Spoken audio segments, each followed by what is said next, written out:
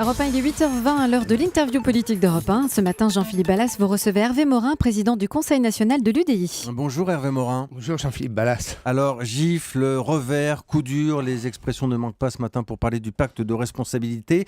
Vous dites quoi, vous, que c'est de l'amateurisme ? Il faut refaire le film. Et le film, c'est le film de l'improvisation. Dans le pacte de responsabilité, il n'y a pas cette mesure-là. Et c'est après les élections municipales que François Hollande ou Manuel Valls font des annonces, qui sont des annonces comparables à tout ce qu'on a connu. C'est-à-dire, on ne sait pas exactement ce qu'on va mettre là-dedans, mais on fait l'annonce parce qu'il faut essayer de reprendre haut la main sur tel ou tel sujet. C'est comme ça, par exemple, que pendant la campagne, on a eu l'impôt à 75%, par exemple, chose de genre. Bon. Et donc, il y a la création de cette mesure qui, 2 mois plus tard, est invalidée. Donc on est une fois de plus dans l'improvisation. Mais derrière ça, il y a un sujet de fond qu'il faut dire aux Français. C'est que depuis 15 ans, et j'y intègre la droite quand on était au pouvoir, on a créé les conditions du chômage de masse. Et qu'il n'y a pas plus déstructurant pour une société que le chômage de masse. Quand vous avez un chômage qui touche 20-25% d'agglomération, de quartier, vous détruisez la société. Et il faut dire aux Français, voilà, quand nous reviendrons au pouvoir, en 6 mois, par ordonnance, en légiférant jour et nuit. Moi, j'ai connu ça. J'ai connu François Mitterrand en 1981. Il a légiféré pendant 6 mois, jour et nuit. Jacques Chirac, en 86, on a légiféré jusqu'au 15 août. Et donc, en 6 mois, nous allons créer les conditions pour que l'économie française reparte. Parce que on est dans une espèce de dépression massive de la société française qui n'a plus aucune... Vous avez la solution, vous ? Oui, moi, je sais qu'il y a 4 sujets majeurs. Le premier, vous voulez redonner du pouvoir d'achat ? Eh bien, vous associez augmentation de la durée du travail, c'est-à-dire que vous dites aux Français, on va travailler autant que les Allemands et on va travailler autant que les Hollandais et les pays voisins. Et en même temps, vous baissez les cotisations sociales salariales, mais de tous les Français. Et donc, vous donnez l'équivalent d'un 13e mois. Vous abordez la question de l'école et de l'échec scolaire, qui est bien entendu facteur de chômage. Vous abordez un 3e sujet, qui est la question de la formation. On vient de voter une loi sur la formation qui ne change rien. Le vrai sujet de la formation, c'est qu'elle devrait s'adresser à celles et ceux qui en ont le plus besoin, c'est-à-dire ceux qui sont allés le moins à l'école, alors que c'est l'inverse qui se produit aujourd'hui. Le 4e sujet, c'est dire aux Français, on paie plus d'impôts et plus de dépenses publiques que les autres. Qu'est-ce qu'on fait sur toute la question de la gouvernance ? Eh bien, il faut faire ça dans les 3 mois, éventuellement par référendum, parce que dans le sujet que doit construire la nouvelle alternative que l'UDI veut mettre en place, eh bien, il doit y avoir l'idée de recréer un lien de confiance entre la démocratie, le système représentatif et les Français, parce que le système, aujourd'hui, plus personne n'a confiance. Alors, on sent une espèce de pragmatisme. Socialement, la mesure proposée par le gouvernement, elle n'était pas idiote, elle était même un peu séduisante. Est-ce que finalement, le Conseil constitutionnel n'est pas un peu rigide ? Mais c'est du bricolage. Parce que vous ne faites... C'est un système de vase communicant. Le gouvernement bricole. C'est du bricolage à chaque fois. C'est-à-dire que vous augmentez un peu plus les déficits parce que vous avez un peu moins de recettes. Vous augmentez un peu plus les prélèvements sur ceux qui ne sont pas concernés par la mesure. Et donc vous êtes dans un système de vase communicant qui ne règle rien sur le fond. C'est comme les contrats aidés. Ça peut favoriser le retour à l'emploi de quelques-uns, il ne faut pas les écarter par nature. Mais vous voyez bien qu'à chaque fois, quand vous faites une mesure pour les moins de 50 ans, c'est les plus de 50 ans qui trinquent. Quand vous faites une mesure pour les moins de 25 ans, c'est les autres qui trinquent. Et donc, il faut dire simplement aux Français, sur la question du marché du travail, il faut accepter, c'est un sujet que je n'ai pas évoqué avec vous tout à l'heure, l'idée de donner de la flexibilité. Vous ne pouvez pas avoir un système dans lequel le patron, par nature, se dit, si je peux ne pas embaucher, je ne vais pas embaucher parce que le droit du travail est aujourd'hui d'une telle complexité, d'une telle rigidité, que tout m'incite à ne pas embaucher une personne. Hervé Morin, il y a un homme qui doit suivre la situation de très près ce matin. Il s'appelle Nicolas Sarkozy. Alors, c'est la chronique du retour annoncé. On en parle tous les jours un peu plus. Vous avez été son ministre. Vous l'avez soutenu dans sa course à l'Élysée. En principe, ce retour, ça doit vous réjouir. Ça n'a pas l'air. Est-ce que je peux vous poser la question autrement ? Qu'est-ce qu'il faut pour l'intérêt de la France et des Français ?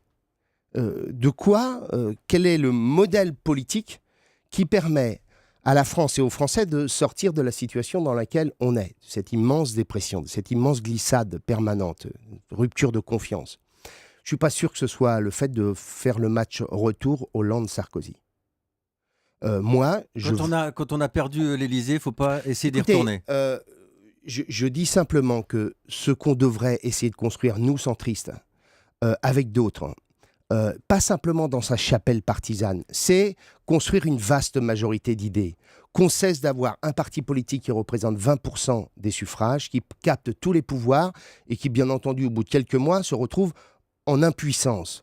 Moi, je rêve d'un modèle dans lequel on construise d'abord sur le fond un projet politique, une alternative, et que cette alternative, on la construise avec les centristes de l'UMP, les Bayrou, les Juppé, les Fillon, les sociodémocrates déçus de la politique socialiste, et que tous ensemble, au cours de l'année 2015, Vous pensez on vraiment construise un projet politique. Vous pouvez attirer les Fillon, les Juppé au Écoutez, centre? moi, j'entends ce qu'on dit dans les couloirs.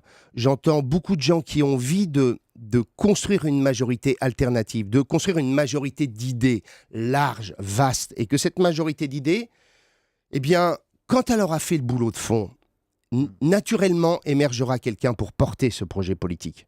Et c'est ça qui compte. C'est que on est un président de la République qui ne soit pas simplement sur une majorité parlementaire et ses 20% du premier tour, mais qu'au contraire, il y ait une vaste majorité capable d'entraîner le pays vers le mouvement. Hervé Morin, le parti en forme aujourd'hui en France, c'est le Front National. Oui, mais il doit y avoir une C'est autre alternative à ça. Qui est inquiète. Vous pensez réellement au centre que vous pouvez attirer des gens qui ont voté pour Marine Le Pen? Je ne leur demande pas de... Alors, je pense que dans le vote de Marine Le Pen, il y a de tout. Il y a ceux qui, en effet, adhèrent au projet, etc. Mais si les gens regardent 2 minutes le projet, l'artisan, le commerçant, le boucher qui en a marre des charges, qui supporte plus les réglementations excessives, la transformation des normes, etc., et qui vote Le Pen, s'il regarde le projet politique de Marine Le Pen, il ne va pas franchement s'y retrouver. Je vous rappelle que c'est plus collectiviste que le programme de Mélenchon. Le programme de Marine Le Pen, c'est les nationalisations, c'est l'augmentation massive de la fonction publique, c'est l'augmentation de 300 € de tous les salaires. Ça, c'est très bien de le dire, mais la seule chose, c'est que l'économie française ne peut pas le faire.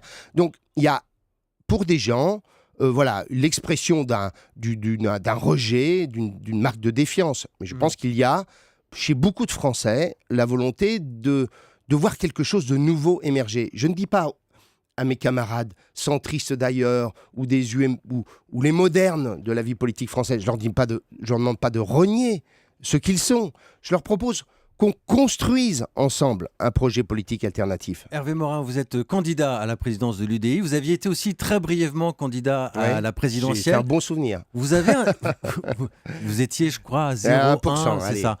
Vous avez un destin national, vous, Hervé Morin? Vous voyez, c'est pas ça qui m'intéresse. Ah, quand même un peu. Non, je vous le dis franchement. Moi, si vous voulez être le porte-voix du centre aujourd'hui en France. Eh bien, il y en a marre de cette obsession présidentielle. Tout le monde veut être candidat à la présidentielle. C'est clair. Et c'est peut-être parce que François Hollande est président de la République, donc on se dit finalement tout le monde peut l'être. Mais très franchement, la question qui se pose, c'est construire une vaste majorité capable de pouvoir porter un programme alternatif.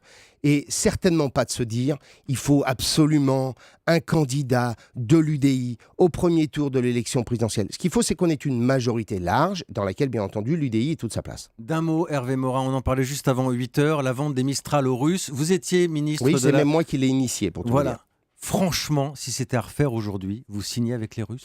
Est-ce que vous pensez que... Alors, après, il y a la nécessité d'être ferme avec les Russes. Plus ferme que nous l'avons été, et je suis ravi que nous ayons fait preuve d'un peu plus de fermeté. Il faut que cette fermeté, elle soit partagée par le monde entier.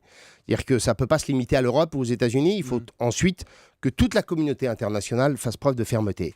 Mais si la question de la vente de Mistral, qui permettait tout de même à des chantiers navals, de ne pas licencier des milliers de personnes parce qu'il n'y avait plus de boulot à Saint-Nazaire. Est-ce que vous pensez que le rapport géostratégique entre l'Ukraine et la Russie est changé parce qu'il y a 2 bateaux de plus ou 2 bateaux de moins? Alors que désormais, on s'interroge sur la livraison de ces bateaux. Je suis le premier à considérer que cette question-là doit être posée aux Russes. Tout du moins, on doit se la poser. Et qu'on doit faire preuve de fermeté parce que les Russes doivent revenir à la table de la négociation politique et du dialogue sur la question ukrainienne.